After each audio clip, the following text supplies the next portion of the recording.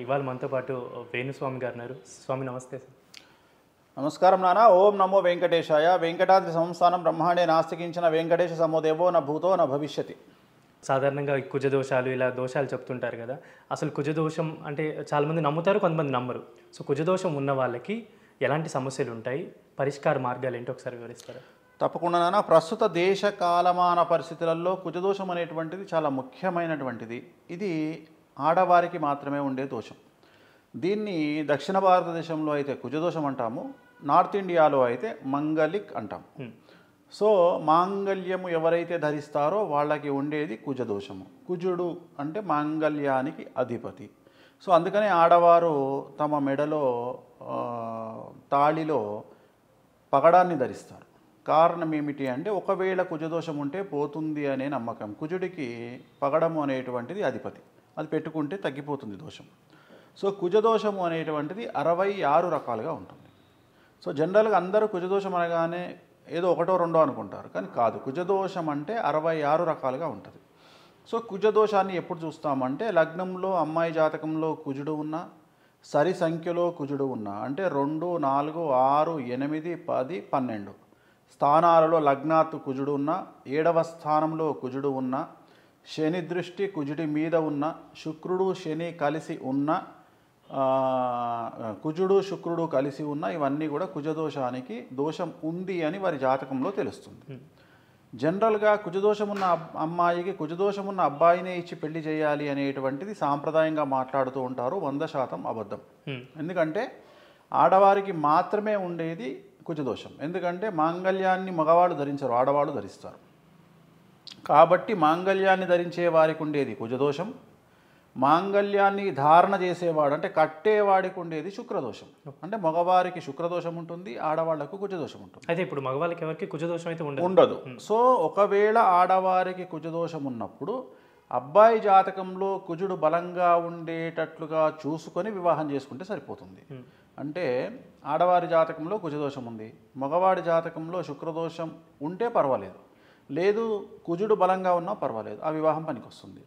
మరి కుజదోషం 66 రకాలుగా అన్నాం కదా, మరి ఏముంటుంది అంటే ఫస్ట్ కుజదోషంలో ఉండే ప్రథమ లక్షణం ఏమిటి అంటే వివాహం ఆలస్యం అవ్వడం. ఇది ఫస్ట్ దోషం. రెండవ దోషం వివాహం త్వరగా జరగడం. మూడవది సంతానం లేకపోవడం. నాలుగవది భార్యాభర్తల మధ్యన ఎడబాటు. ఐదవది అత్తగారి వల్ల సమస్యలు. ఆరవది డివోర్స్ అవ్వడం. ఏడవది భర్త చనిపోవడం.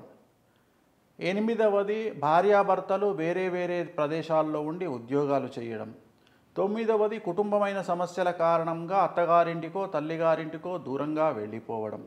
ఇలా రాసుకుంటూ వెళితే 66 రకాల దోషాలు ఉంటాయి. అంటే 66 రకాల సమస్యలని కుజదోషం కారణం చేత ఆడవారు భరించాల్సినటువంటి పరిస్థితి. దాంట్లోనే భాగంగా కుజదోషం ఉండేటువంటి భార్య అమ్మాయికి ఒక్కొక్కసారి భర్త ఉద్యోగం చెయ్యకుండా భార్యపైనే ఆధారపడి బ్రతికేటువంటి జాతకం కూడా ఉంటుంది. డిపెండెన్సీ అంటే భర్త భార్య మీద డిపెండ్ అయి ఉంటాడు. ఇది కూడా కుజదోషం యొక్క లక్షణం. సో ఈ రకాల కుజదోషాలకు జనరల్గా పరిహారాన్ని కనుక తీసుకుంటే బేసిక్గా మనం చెప్పే పరిహారం ఏమిటి అంటే శ్రీకాళహస్తిలో రాహుకేతు పూజ 300 రూపాయల పూజ నిర్వహించుకోవడం, అది కూడా మంగళవారం నాడు. సో అదొక రెమెడీ.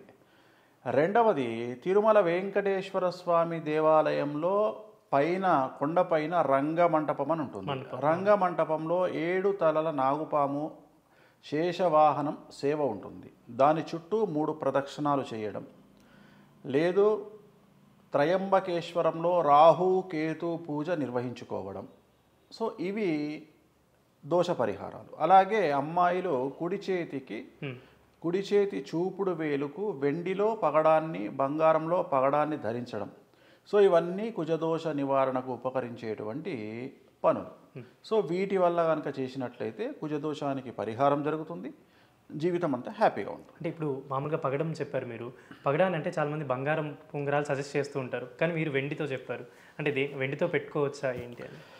సో వెండితో పెట్టుకోవచ్చు. అంటే ఇక్కడ వెండిలో పెట్టొద్దు అనేటువంటి రూల్ ఏం లేదు.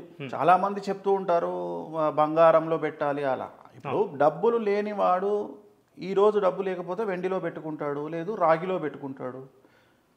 రేపు పొద్దున డబ్బు వచ్చిన తర్వాత బంగారంలో పెట్టుకుంటారు. సో జనరల్గా ఏంది అంటే ఆల్రెడీ వాళ్ళు సమస్యలో ఉన్నారు కాబట్టి తల్లిదండ్రులకు మీరు బంగారంలో చేయించండి అంటే ఆలోచిస్తారు కాబట్టి నేను చాలా ఈజీగా ఉండడానికి వెండిలో పెట్టమని చెప్తా ఉన్నా, అంతే రీజన్.